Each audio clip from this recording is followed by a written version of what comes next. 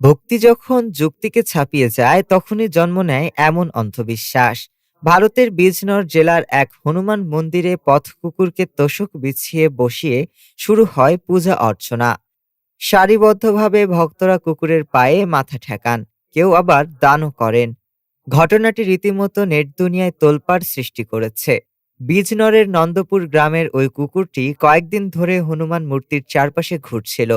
গ্রামবাসীদের একাংশ দাবি করে এটি কোনো সাধারণ কুকুর নয়, ঈশ্বরের আশীর্বাদ প্রাপ্ত আত্মা।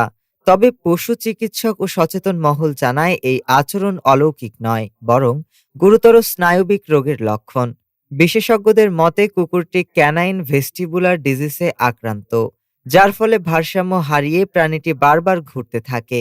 চিকিৎসার প্রয়োজন থাকলেও ভক্তির নামে তাকে অভুক্ত রেখে ভিড়ের মধ্যে রাখা হয়। পরে কুকুরটির অবস্থার অবনতি হলে স্থানীয় এনজিও প্রেমপথ ও পশু চিকিৎসকদের একটি দল কুকুরটিকে উদ্ধার করে চিকিৎসার ব্যবস্থা করে। বিশ্লেষকদের মতে প্রযুক্তিগত অগ্রগতির পাশাপাশি সামাজিক সচেতনতা না বাড়লে এমন অন্ধবিশ্বাস বারবারই সামনে আসবে।